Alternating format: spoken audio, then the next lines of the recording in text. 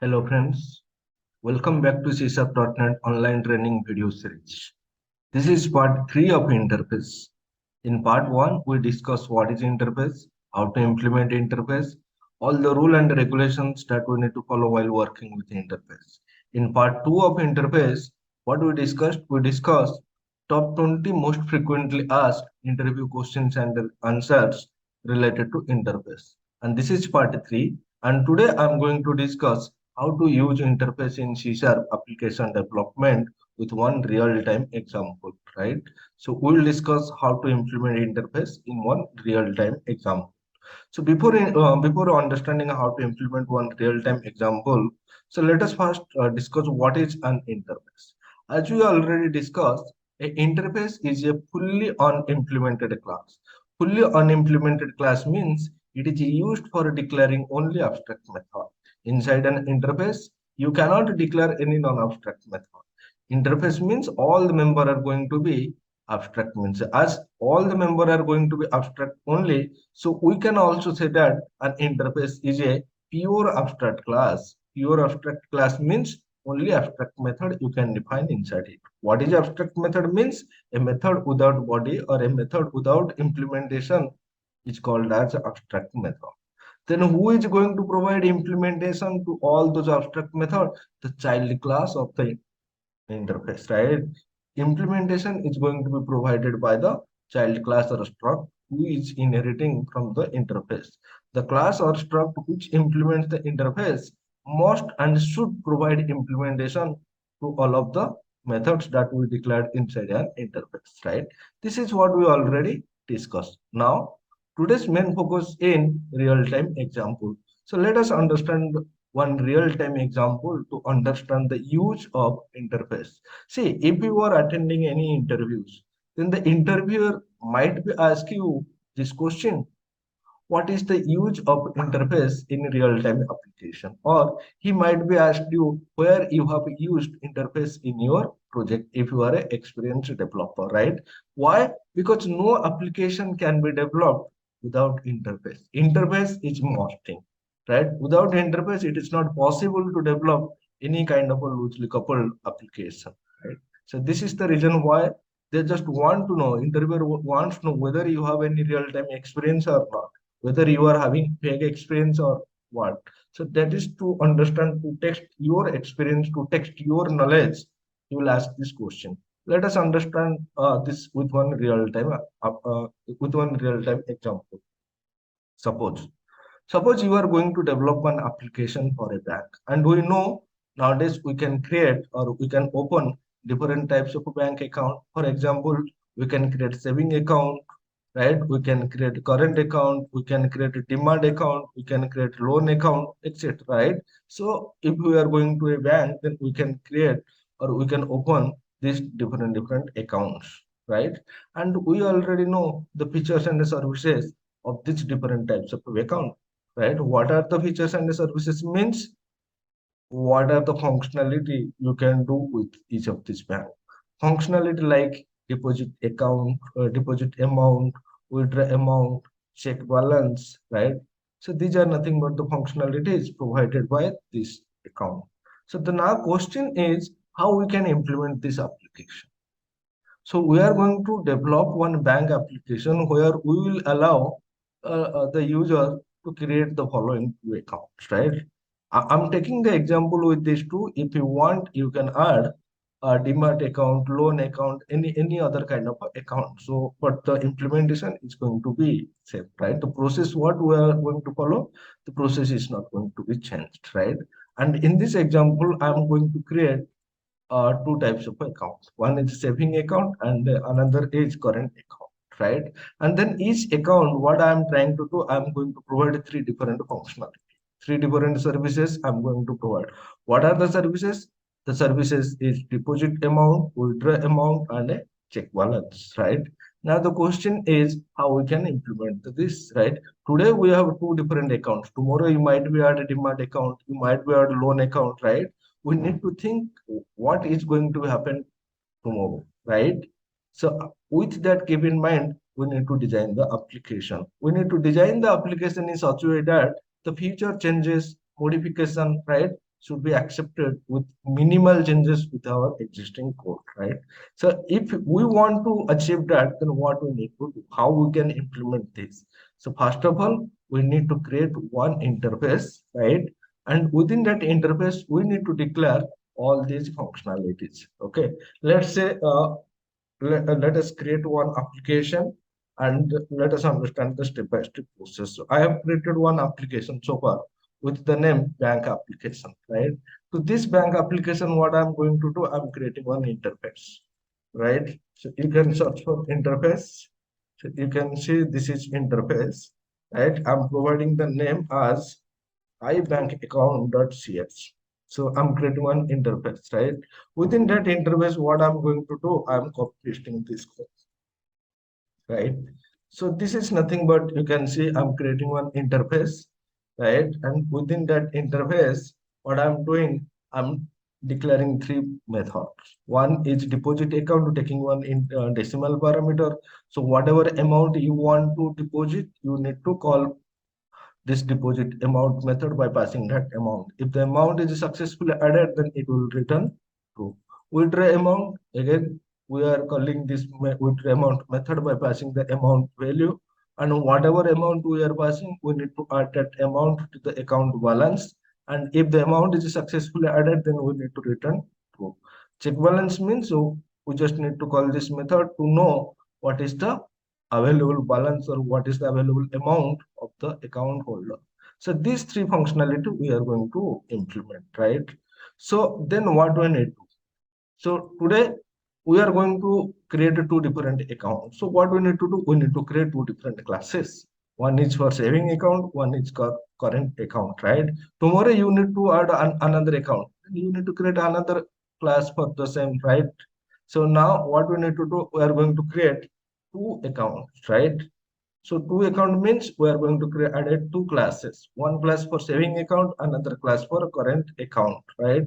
So, and whatever class we are going to add, that class is going to implement this iBank account interface, and that class needs to provide implementation to these three methods. So let us create a class file with the name saving account.cs. First, let's implement the saving account, and then we'll implement the current account functionality. So I'm selecting the class, I'm providing the name as saving account.cs and clicking on the add button. Once I click on the add button, right, the code is going to be added. So okay, let me copy paste the code, right? This is the code. Let me explain you this thing. So here I'm creating one class with the name saving account. And as you can see, this class is inherited from the iBank account. So in iBank account, what we have? We have three method declaration. We have three abstract method. Then this saving account is a child of this iBank account interface. So as a child, now it is this child class responsibility to provide implementation to all the three methods that you are defined inside this interface. Now you can see I'm providing implementation. I'm providing implementation. I'm providing implementation to all these three methods. How I am going to implement? Let us understand one by one. So this is one variable, right? So I'm declaring one private decimal variable called balance. This is nothing but the balance variable which is going to hold the account balance. So whatever amount you are going to add, right, you are going to deposit, that amount is going to be added into this balance variable, right? And this per day withdrawal limit, this is one variable which is going to specify that per day you can withdraw maximum 10,000, right? As you know, so if you are creating any saving account, there is a per day limitation. But for current account, there is no such limitation, right? For per day limitation means maximum you can going to withdraw 10,000 per day. And this today withdrawal means this variable is going to hold the amount that you withdraw today. So for example, for today, first of all, you withdraw 5,000, then that 5,000 is going to store in this variable, right? Next you withdraw 2,000. Then 2,000 is going to be added with this variable. So 5,000 plus 2,000, it is going to be 7,000. Next you are trying to withdraw again 5,000, right? Then what you will check, now already you have withdraw 7,000. Now you are trying to withdraw 5,000, 7,000 plus 5,000, 12,000. Is that withdrawal amount is greater than the per day withdrawal limit? Yes, it is greater than. Don't allow the user to withdraw the amount. This is the reason why we are using this today withdrawal amount, right? Then now let us understand this deposit method. So deposit method means it's a very straightforward method.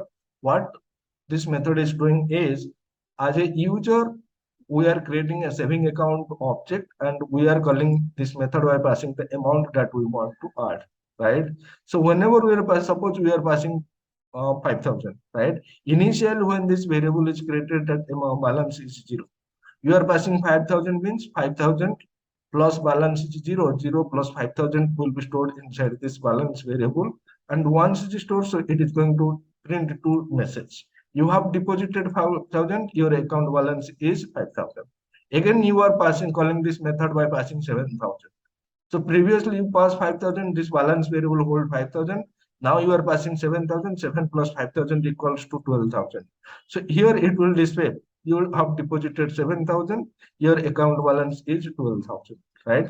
And after deposit, and this method is going to return true. True means the amount is deposited successfully. This is the logic that we have implemented inside this deposit amount method. Now come to this withdrawal amount. So we have set this maximum withdrawal per limit is 10,000. So first, whenever we are trying to withdraw, right? So first of all, this balance variable hold the balance, right? Whatever amount we deposited in our account, that amount is going to be stored inside this balance variable. Now the user trying to withdraw the money, right? And what amount he wants to withdraw, he need to pass to this method. Then we are checking whether this balance variable, what we are holding, is less than this amount, right? Suppose your balance is 5,000 and you are trying to withdraw 10,000. So 5,000 is less than 10,000. Condition satisfied. You cannot withdraw. What message you will get? You have insufficient balance and it will return false. Second, if the balance amount is greater than the withdrawal amount, suppose the balance amount is 10,000 and you are trying to withdraw 5,000, then in that case, this condition is failed. So it will come to this if else part, else part. So here, do you have withdrawal any amount today? No. Then this variable is going to hold 0 plus what amount you are trying to withdraw? 5,000. 0 plus 5,000, right? And the 5,000 is greater than the portable withdrawal limit. Condition satisfied, right?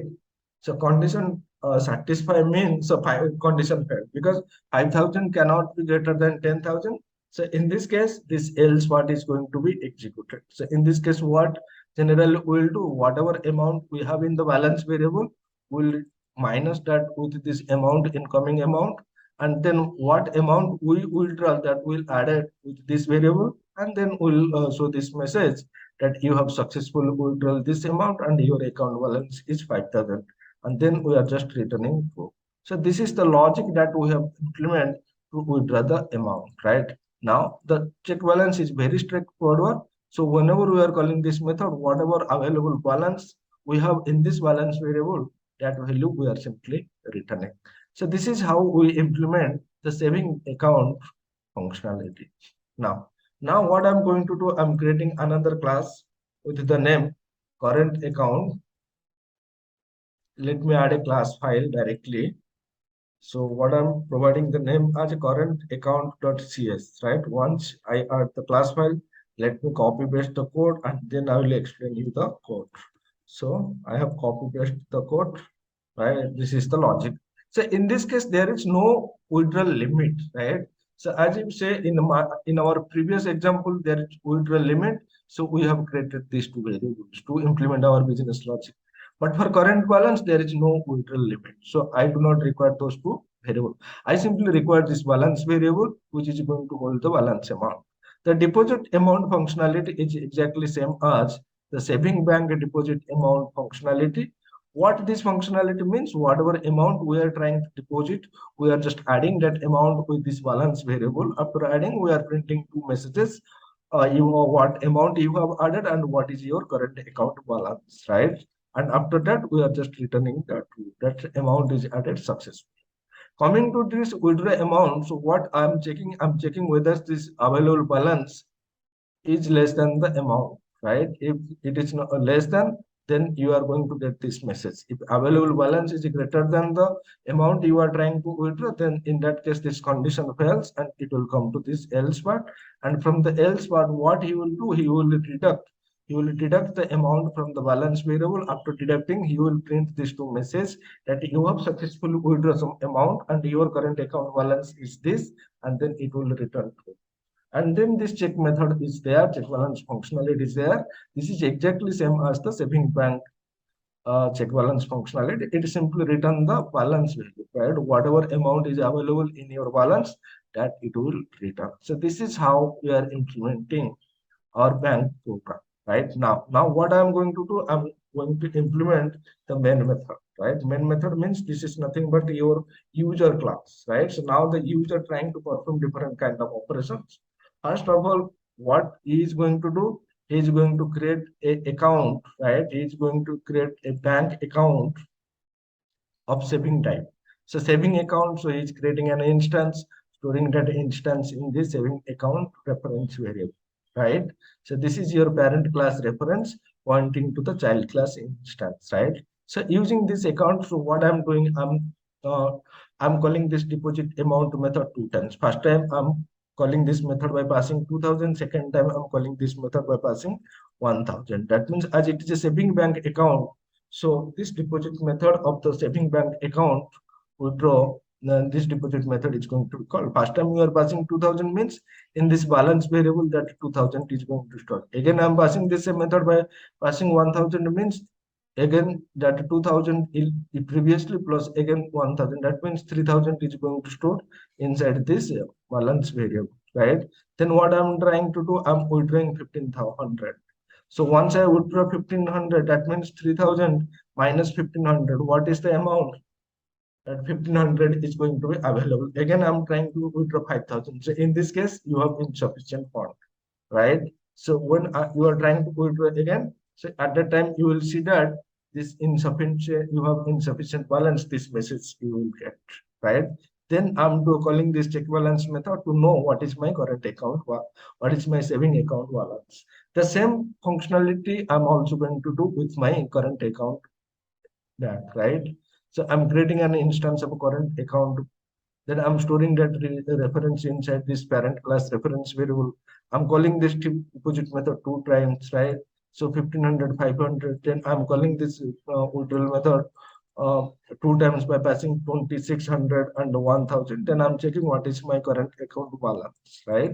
So this is how we can implement this functionality using interface. Now, if you run the application, then you will see the output as expected. You will see that sometimes your withdrawal is successful, sometimes you will get insufficient fund balance. So you can see this is saving account. You deposited 2000, your account balance 2000, you again deposited 1000, your account balance become 3000, right? Now you have successfully withdraw 1500, and after withdrawing 1500, your account balance is 1500. Then you are trying to withdraw 5000, but at that time you will get you have insufficient balance and your current account balance is this, right? So this means whenever you are trying to withdraw 5000. Now, coming to this second part, you deposited 500, so your account balance is 500. You deposited 1500, your account balance becomes 2000. You try to withdraw 2600, 2600 is not available in your balance, sorry, you have insufficient balance. Then you are withdrawing 1000, you withdraw 1000, your account balance is 1000. Then you are calling this check balance method. So you can see this is the check balance, current account check balance method. So it is going to display you 1000, right? So this is how you can use inheritance in your application. This is your inheritance.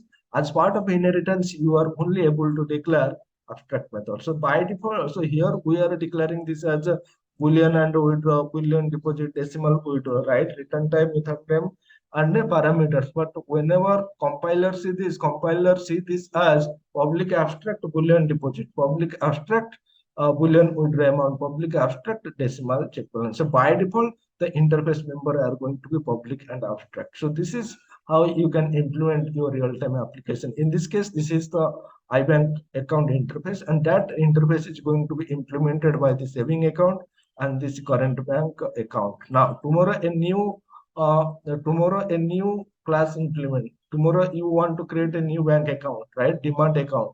So you need to create a new class demand account, and your class is going to be inherited from this iBank account. And again, you need to provide implementation to the three methods, and whatever logic you want to implement inside your demand account, that you can put, right? So logic is going to vary from account to account, but the common thing is that the account is having this deposit method, the demand account also having this withdrawal amount method, and that demand account is also having this check balance method. So this is how you can implement in your real-time application using interface. So that's it for today. In the next video, we are going to discuss one of the important use case of interface, that is multiple inheritance. Actually, interfaces are introduced to achieve multiple inheritances, right? So next session, we are going to discuss multiple inheritance, right? In case you need the text version of this video, then for each and every video in the video description section, we are providing the link from where you will get the code and whatever document I'm showing in the presentation, right? Everything you will get from there. I'm providing the link in the video description section. That's it. Thank you for watching this.